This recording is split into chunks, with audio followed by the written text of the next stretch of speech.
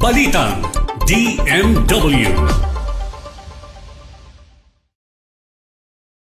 Workers at ng Philippine Embassy sa Bahrain ang 14 na recruitment agencies sa kanilang pagsunod sa bagong $500 minimum monthly wage para sa ating mga Pilipinong domestic workers. Ang pagkilala ay binigay ni DMW Secretary Hans Leo Kakdak kasama si Ambassador Jaime Ricardo Galiaga at ang ating mahal na OWA Administrator Patricia Kaunan. At siyempre kasama din dyan si Labor Attaché Orville Balitok na ginanap ng alagang OWA Caravan noong nakaraang January 30 sa Bahrain. At patuloy ito na matibay na pagtutulungan ng Pilipinas at mga recruitment agencies sa Bahrain upang masiguro ang patas at makataong pagtrato sa mga Pilipinong manggagawa roon. Kaya personal din nagbigay ng medical assistance ang DMW at OWA sa mga OFW sa Manama, Bahrain para sa kanilang pangangailangan sa kalusugan.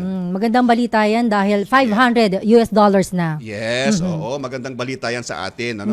Bakit ginawa ito? Kasi yung 400 partner, medyo Kulang na rin, sir. kulang rin Oo. sila, tumaas na ng mga bilihin. Oo. So yung mga ilang, siguro 20 years na yun ang $400 lang for 20 years. Oo, so kailangan din natin Tama na po. makalidad naman ang ating mga Correct. At trabahador. napakalaking tulong po ito para sa ating mga domestic workers. Yes. Samantala, sa iba pang balita, tinanggap ng Pilipinas sa pangunguna ng Department of Migrant Workers ang pagiging chair ng 9th Abu Dhabi Dialogue para sa taong 2026 to 2027 sa ginanap na 8th Ministerial Consultations noong February 1, 2026 sa Dubai. Formal na ipinasa ng Sultanate of Oman ang chairmanship sa Pilipinas. Ito po ang ikalawang pagkakataon na pangungunahan ng Pilipinas ang dialogo matapos ang unang chairmanship noong 2012. Sinabi po ni DMW Secretary Hans Leo J. Kakdak na tututok ang dialogo sa paggamit ng Artificial Intelligence o AI at digitalization upang mapalakas ang pamamahala sa labor migration sa pagitan ng mga bansang Asia at Gulf Cooperation Council o GCC. Ang Abu Dhabi Dialogue na itinatag noong 2008 ay nagsisilbing mekanismo para sa mas matibay na bilateral at regional cooperation ng mga labor sending at receiving countries. Yan, magandang balita yun. Mas lalong pinapaigting Oo nga, sir. ang welfare at ang safeguard ng ating mga At yun tayo workers, yung no? mismo mag-host, sir. Yes. Napakagandang pagkakataon din sa atin. Oo. Alam mo ba nung isang kailan ba yan may mga bisita tayo, Opo. no? Dahil sa ganda ng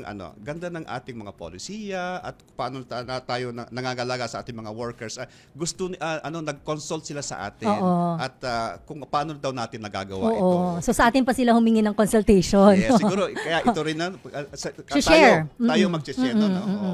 At isa pang balita, umabot sa 190 o 190 distressed Filipino na biktima ng human trafficking mula sa Cambodia ang sinalubang ng whole of government team sa pangunguna ng Department of Migrant Workers matapos ang matagumpay nilang repatriation kahapon, Pebrero 5 sa Naya Terminal 1. At karamihan sa mga repatriates ay na-recruit sa pamamagitan ng mga online job fairs, kaya Ingat partner, talaga. mag-ingat. Oo. Pag if good to be true, Yes, sir. medyo mag-ingat-ingat ka na. Kaya kung saan ay, dahil doon sa nasalubong natin ay kung saan ay pinangakuan sila ng mataas na sweldo, ngunit bumagsak sila sa pang-aabuso at masamang kondisyon sa illegal na gawaing persahang pinagawa sa kanila. Kaya muli nagbabala ang aming mahal na Secretary Hans Leo Kakdak sa mga Pilipino na nangangarap na makakuha ng trabaho, na may malaking sahod, na mas dapat ay maging mapanuri sa mga inaalok ng mga illegal na dyan. Yung mga matatamis na dila ng Oo. mga illegal recruiters na yan, Totoo. no, partner? Masyado mababango Di ba yung Oo. kanilang mga pangako? Too good to be true. Kaya Too sabi good to be true. pag too good to be true, medyo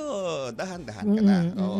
Kaya malaking sahod ang inaalok ng mga illegal na recruiters upang hindi nila sapitin ang mga mapang-abusong uri ng eksploitasyon na sinapit ng ating mga umuwing biktima. Kaya giniit ng kalihim na kapag hindi dumaan sa DMW ang recruitment process ay malinaw na isang Scam. Yun. Talaga yun ang sarabing secretary eh. Red flag yun. Basta Yes. hindi dumaan ng DMW at napakarami pong pangako, yung pala magtaka ka na talaga at huwag paniwalaan. At sa pagkakataong ito, Dear Charles, kumbaga marami na biktima. Hindi lang itong mga 190 Oo, na distress OFWs. Maging yun sa kanilang naging trabaho kasi, nakapambiktima rin sila. Nakapambiktima Nagamit yan. sila.